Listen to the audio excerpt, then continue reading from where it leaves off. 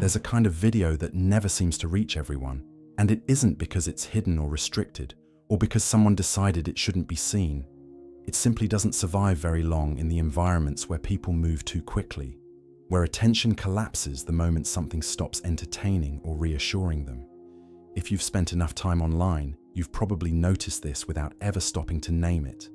Some content spreads everywhere almost effortlessly, while other ideas barely surface at all. Not because they lack value, but because they ask for patience, reflection, or a willingness to sit with uncertainty. The internet quietly learns what you're willing to tolerate. It notices what you stay with when there's no immediate reward and what you abandon the moment a thought slows you down. Over time, it stops offering anything that demands more than quick reactions, and most people never realize that anything has gone missing. So if you're still here, listening to this, it likely means something small but meaningful already happened. You didn't rush away the moment nothing dramatic occurred. You didn't need constant stimulation to keep your attention. You stayed long enough for a thought to begin forming, and that alone places you outside the group this kind of video usually disappears from. Act 1. Most people don't spend much time thinking about how their online world takes shape. They assume what they see is simply what's popular, what's trending, what happens to be circulating at the moment, without realizing that their feed is slowly narrowing itself based on what they're willing to sit with and what they instinctively avoid. The internet doesn't really respond to depth or truth in any meaningful way. It responds to behavior. It watches what you pause on, what you abandon halfway through, and what you scroll past the moment it stops entertaining you. Over time, it learns which ideas create resistance and which ones slide down effortlessly, and it quietly stops offering the former. There are entire categories of thought that gradually disappear from most people's feeds this way, not because they're forbidden or controversial, but because they ask for patience, reflection, or discomfort. And those qualities don't survive long in an environment trained for speed.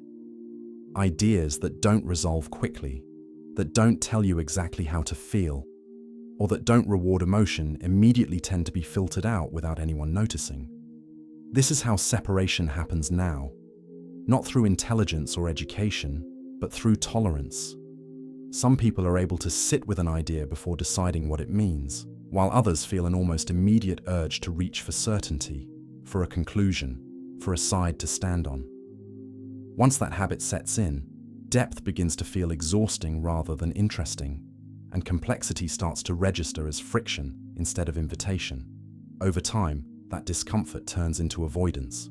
Content that doesn't entertain gets skipped.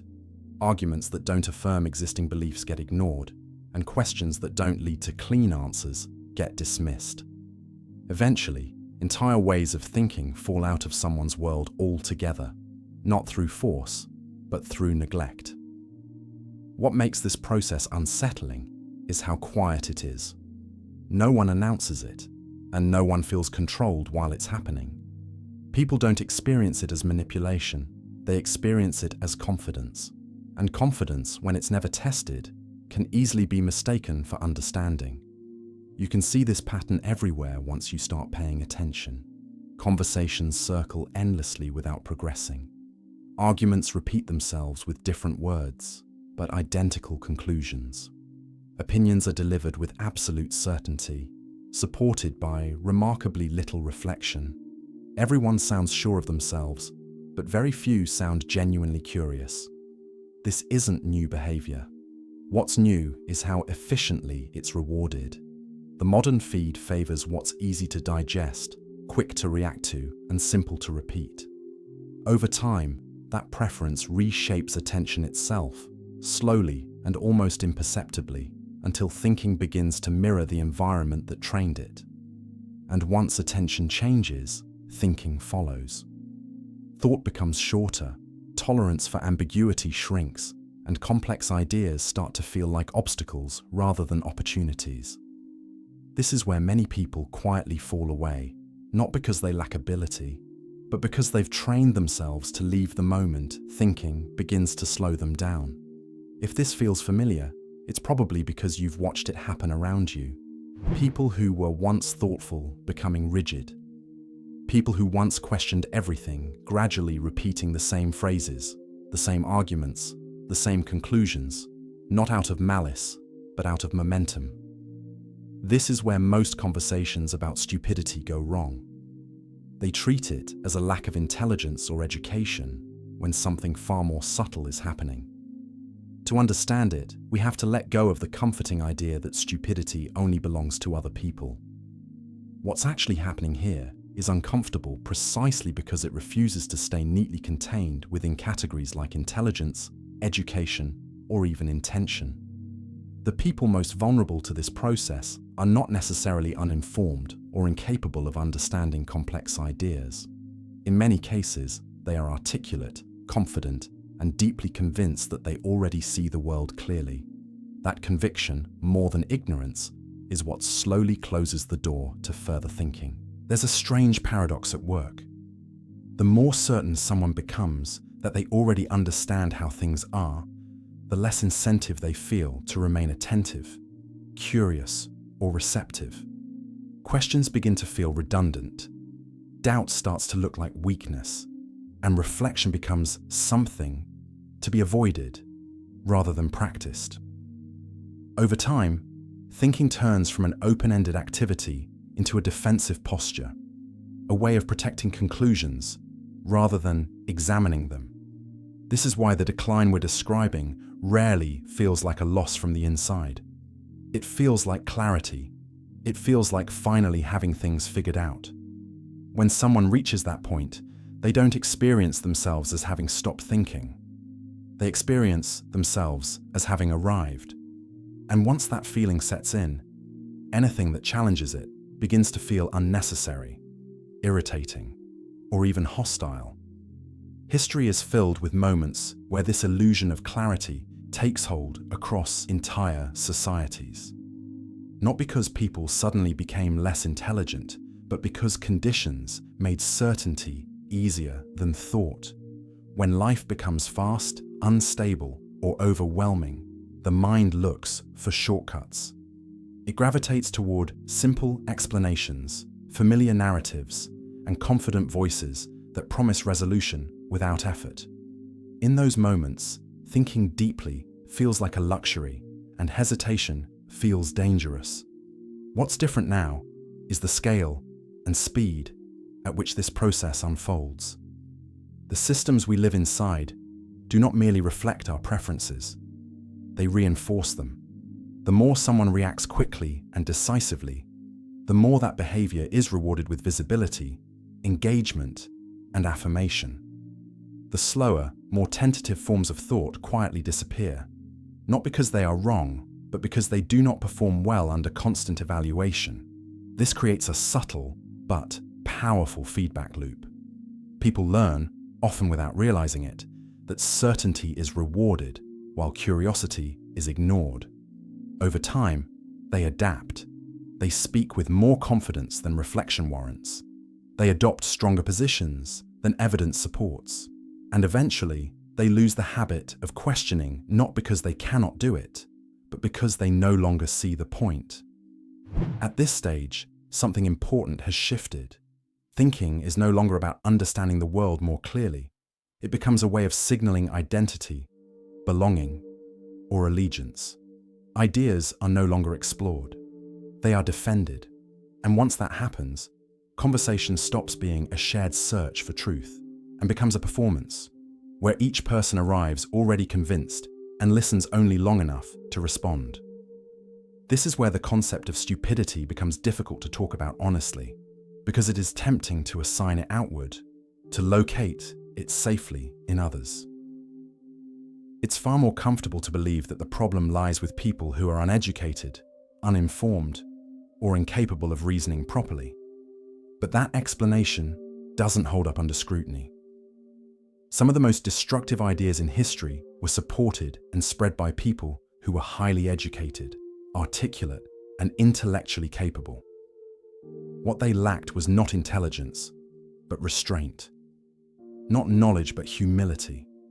Not the ability to think, but the willingness to keep thinking once they felt certain enough to stop. This is why treating stupidity as a measure of IQ or academic ability misses the point entirely. The danger doesn't come from people who know very little. It comes from people who believe they know enough. From people who mistake familiarity for understanding and repetition for truth. From people who confuse confidence with clarity and speed with insight. Act 2. What stupidity actually is.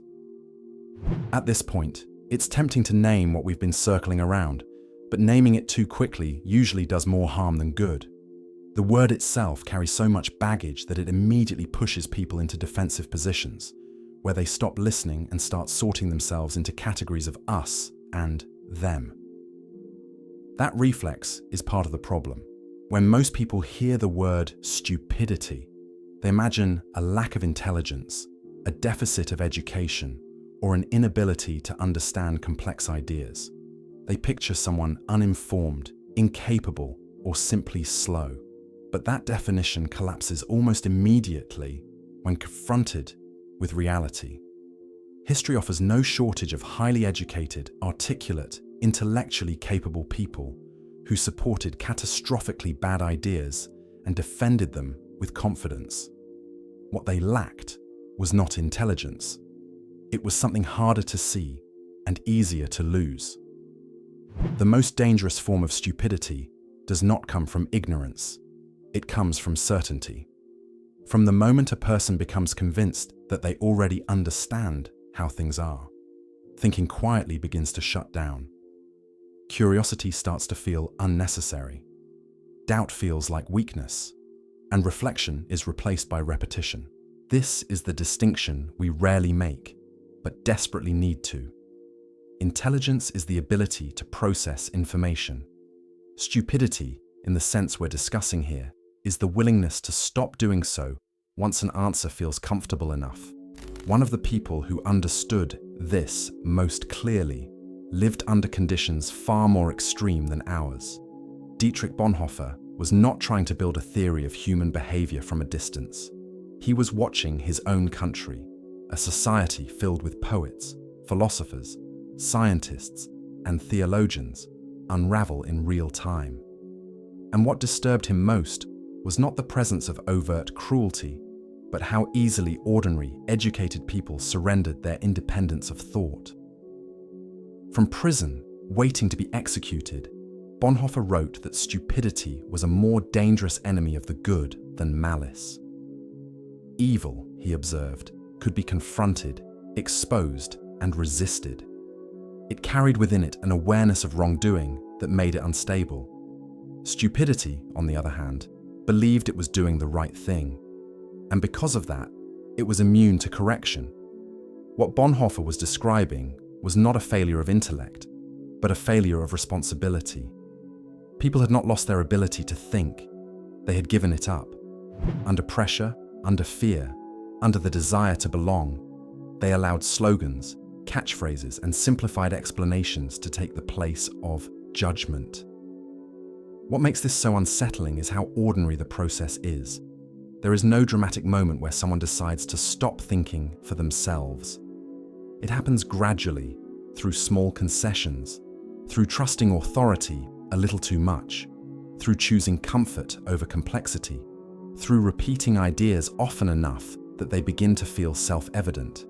Once that transformation is complete, reason no longer functions the way it should. Facts that contradict existing beliefs are dismissed without consideration. Evidence is reinterpreted until it fits. Conversation becomes impossible, not because people are hostile, but because they are no longer truly present. As Bonhoeffer put it, you are no longer dealing with a person, but with ideas that have taken possession of them. This is why stupidity spreads so easily in groups. Alone, people are often capable of reflection and restraint. But inside movements, crowds, or rigid identities, responsibility dissolves. Thinking becomes shared, outsourced, or deferred. And the larger the group, the easier it becomes to surrender judgment without feeling guilty for doing so. What makes this especially relevant now is that we no longer need mass rallies or state propaganda to create these conditions. They emerge naturally in systems that reward confidence, speed, and certainty. When decisive opinions are amplified and tentative questions are ignored, people learn what kind of thinking is acceptable. Over time, they adapt. The tragedy is that this state often feels like clarity. People experiencing it do not feel confused or manipulated. They feel certain. They feel informed. They feel morally aligned. And because they believe they are acting in good faith, they become capable of immense harm without ever recognizing it as such. This is why stupidity, in this sense, is not something we can safely assign to others. The moment we do, we place ourselves beyond scrutiny. We assume immunity. And that assumption is precisely what allows the condition to take hold. Bonhoeffer's warning was never about intelligence. It was about vigilance, about the responsibility to keep thinking, even when thinking becomes uncomfortable, inconvenient, or socially costly. The danger is not that people are incapable of reason, but that under the right conditions, they willingly abandon it. And those conditions are not rare. Act 3. Why this happens to perfectly intelligent people. Once we stop thinking of stupidity as a lack of intelligence, a different and far more unsettling picture begins to emerge. The question is no longer why uninformed people make poor decisions, but why intelligent, educated, articulate individuals so often do the same, sometimes with even greater confidence. Modern psychology has been circling this question for decades, and again, it reaches a conclusion that mirrors Bonhoeffer's observations almost uncomfortably well. Human beings are not naturally inclined toward careful, independent reasoning. We are inclined toward efficiency, coherence, and belonging. We look for mental shortcuts, not because we are lazy, but because the world is complex and our cognitive resources are limited. One of the most revealing insights to come out of this research is what psychologists later called the Dunning-Kruger effect, though the label matters less than the pattern it describes. People with very little understanding of a subject often feel unusually confident about it, not because they are arrogant by nature, but because they lack the perspective needed to see how much they don't know. Without that wider context, their understanding feels complete. There are no visible gaps, no obvious blind spots, nothing to provoke hesitation. By contrast, people who have spent years thinking deeply about a topic tend to be far more cautious. They are aware of nuance, contradiction, and unresolved questions. Their confidence is tempered by familiarity with complexity. What looks like certainty from the outside often masks fragility, while what looks like doubt may actually signal depth. This dynamic alone would be harmless if it remained isolated within individuals, but it rarely does. Human beings are profoundly social creatures. We calibrate our beliefs not only through evidence, but through agreement. We watch how others respond, which opinions are rewarded, which are ignored, and which provoke resistance. Over time, this social feedback begins to shape not just what we say, but how we think. Experiments on conformity have shown just how powerful this pressure can be. When surrounded by a group that confidently asserts something untrue, many people will abandon their own judgment rather than risk standing alone.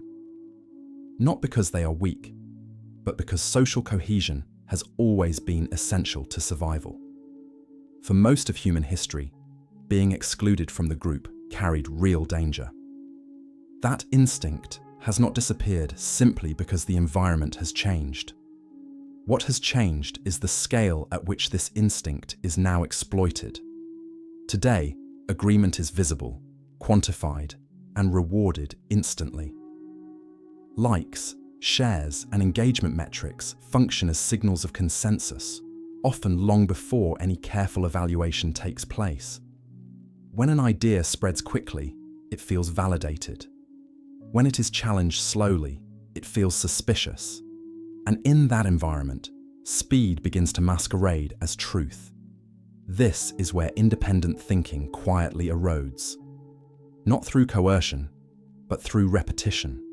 The more often a claim is encountered, the more familiar it becomes. The more familiar it feels, the less effort it seems to require to accept. Eventually, belief stops feeling like a decision and starts feeling like recognition, as though the idea were obvious all along. At this point, evidence becomes almost irrelevant. Information that aligns with existing beliefs is absorbed effortlessly, while contradictory information is filtered out before it can be fully considered. This is not a conscious act of dishonesty. It is the mind protecting its internal coherence. Once a worldview feels stable, anything that threatens it registers not as insight, but as disruption. What makes this especially dangerous is that the people most affected by it often see themselves as rational, informed, and critical. They consume large amounts of information. They follow debates. They have strong opinions. From the inside, it feels like engagement. From the outside, it often looks like rigidity. And because this rigidity is reinforced socially, it rarely corrects itself. Groups tend to drift toward more extreme versions of their own beliefs over time, not because members are persuaded by better arguments, but because dissent gradually disappears. Those who question too much are ignored, ridiculed, or pushed out, leaving behind a narrower range of acceptable thought. This process does not require malicious intent. It does not require censorship or propaganda in the traditional sense. It only requires an environment where certainty is rewarded and hesitation is punished. In such conditions, even intelligent people learn to stop asking difficult questions, not because they can't answer them, but because asking them carries a cost. What begins as convenience slowly becomes habit. What begins as habit eventually becomes identity. And once beliefs are tied to identity, questioning them feels like self-betrayal. At that point, thinking is no longer an exploration of reality. It is a defense of the self. This is the psychological foundation of the condition Bonhoeffer was trying to describe. Not ignorance, but enclosure. Not confusion, but premature closure. A mind that has decided it has arrived and therefore no longer needs to travel. The uncomfortable truth is that none of this requires low intelligence. In fact, intelligence can sometimes make it worse. A quick mind is often better at rationalizing its conclusions than examining them. It can generate justifications faster than it can generate doubt. And when paired with social reinforcement, that ability becomes a liability rather than a strength. This is why the danger we're discussing cannot be solved simply by providing more information. More facts do not automatically produce better thinking. In some cases, they merely provide more material for defending what someone already believes. Without humility, restraint, and a willingness to remain uncertain, information becomes decoration rather than illumination. By the time a person reaches this stage, arguing with them rarely helps. Not because they are malicious, but because the structure of their thinking has hardened. Evidence is no longer evaluated on its own terms. It is accepted or rejected based on whether it preserves coherence. This is not stupidity as insult. It is stupidity as condition, a state that arises when thinking stops being a process and becomes a posture. And the most unsettling part is that it does not announce itself. It feels like confidence. It feels like clarity. It feels like finally understanding how things really are. Which is why the moment we believe we are immune to it is usually the moment it has already begun. Act 4. Why this condition is rewarded. Once you begin to see this pattern clearly, it becomes difficult to ignore how neatly it aligns with the structures we now live inside. The issue is not simply that people are vulnerable to certainty and repetition. It's that our economic, technological, and social systems increasingly depend on those vulnerabilities to function smoothly. Modern platforms are not designed to encourage slow thought or careful reflection. They are designed to maximize engagement. And engagement is easiest to extract from emotion, speed, and predictability. A person who reacts quickly is easier to model than a person who hesitates. A person who holds strong opinions is easier to categorize than one who remains undecided. Over time, the system learns which behaviors produce the most reliable responses and quietly shapes the environment around them. This does not require conspiracy or intent in the dramatic sense. It emerges naturally from incentives. Platforms that keep people scrolling earn more money. Content that provokes immediate reaction spreads further than content that requires contemplation. Certainty travels faster than nuance, and outrage travels faster than understanding. In an attention economy, what matters most is not whether something is true or meaningful, but whether it keeps the mind engaged long enough to generate measurable response. As a result, the environment begins to favor a particular style of thinking. Ideas that can be compressed into slogans thrive. Arguments that demand patience struggle.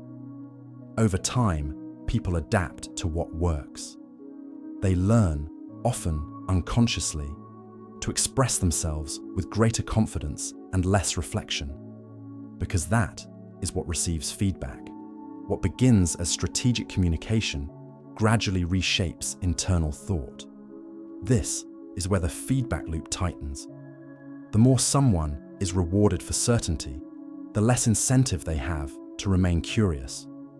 The more often hesitation is ignored, the less likely it is to appear. Eventually, entire modes of thinking fade from visibility, not because they were disproven, but because they were inconvenient to sustain in an environment optimized for speed.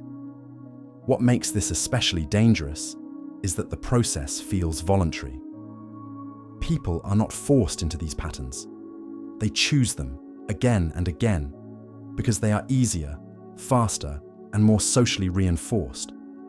And because the rewards are immediate while the costs are long-term, the trade-off rarely feels obvious.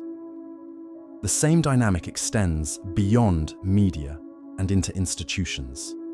Political systems favor messages that mobilize quickly rather than those that explain carefully. Educational systems increasingly prioritize performance metrics over depth of understanding. Work environments reward decisiveness and confidence even when those traits are not paired with wisdom.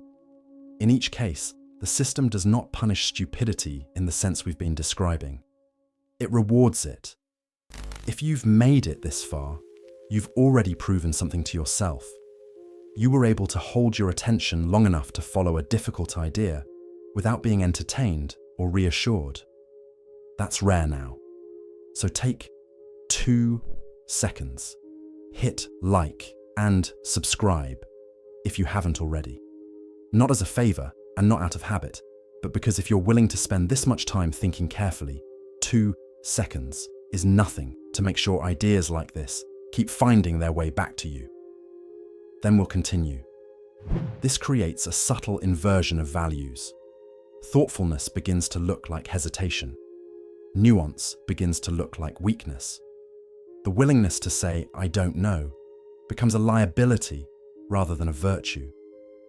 And under those conditions, people who slow down to think carefully are quietly outpaced by those who speak decisively, regardless of whether they are right. Over time, this reshapes what success looks like. Influence accrues not to those who understand the most, but to those who sound the most certain. Authority shifts away from depth and toward visibility. And once that shift is complete, the system no longer needs to suppress independent thought. It simply stops rewarding it. This is the point where the condition Bonhoeffer described becomes structural rather than personal. People are not merely surrendering their independence under pressure. They are being trained through thousands of small interactions to believe that independence is unnecessary, that thinking too carefully is inefficient. That complexity is a problem to be eliminated rather than explored. What makes this so difficult to confront is that it benefits nearly everyone involved, at least in the short term. Platforms grow, institutions run more smoothly, messages travel faster, and individuals feel affirmed, confident, and aligned. The cost is paid later, in the form of brittle beliefs, polarized societies, and an inability to respond thoughtfully when reality refuses to conform to simple narratives. At that stage, stupidity is no longer an exception. It becomes a background condition, a way of moving through the world that feels normal, even responsible. People act decisively, speak confidently, and repeat what they have learned to repeat, all while believing they are exercising independent judgment. This is why appealing to reason alone rarely works. The problem is not that people lack access to information. It is that the environment no longer teaches them how to relate to it. Information becomes something to consume, not something to wrestle with. Ideas become signals of identity rather than tools for understanding.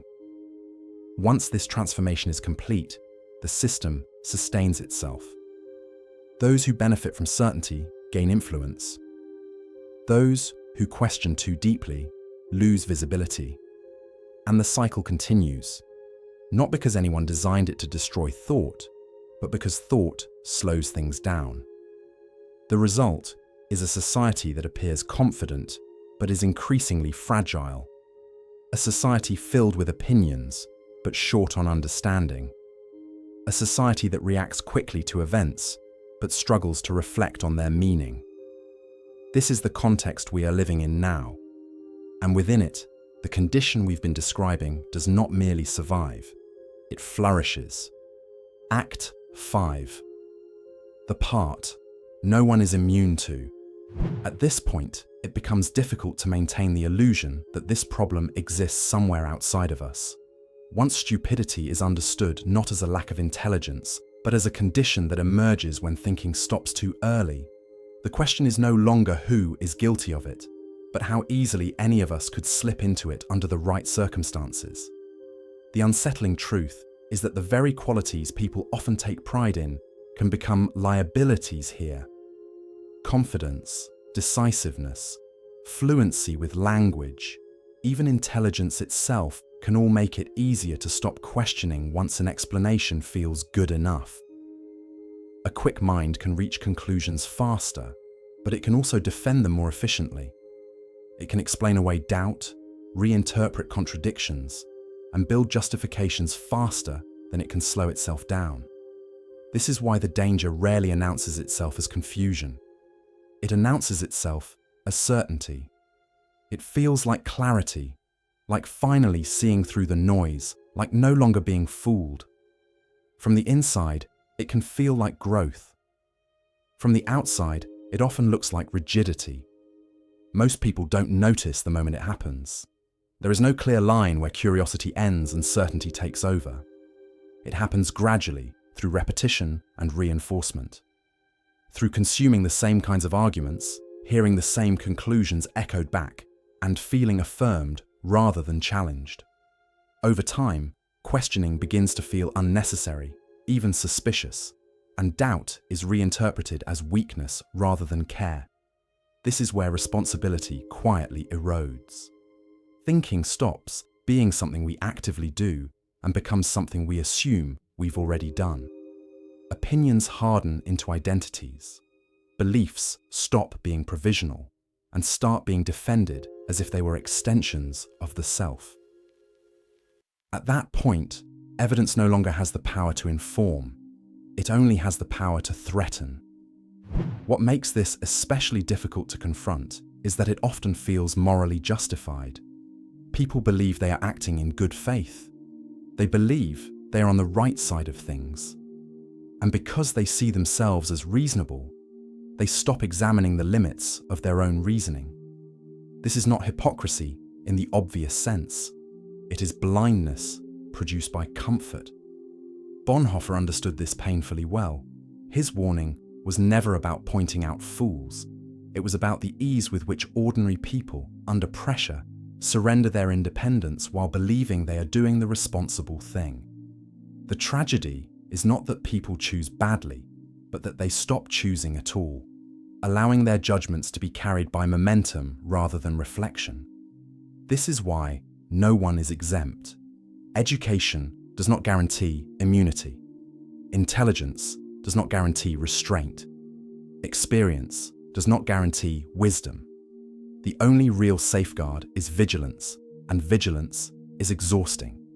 It requires the willingness to remain uncertain longer than feels comfortable, to question ideas that feel settled, and to tolerate the discomfort of not immediately knowing where one stands. That discomfort is the price of remaining awake. Thinking deeply is not pleasant most of the time. It is slow, it is unsettling, it forces confrontation with complexity and contradiction.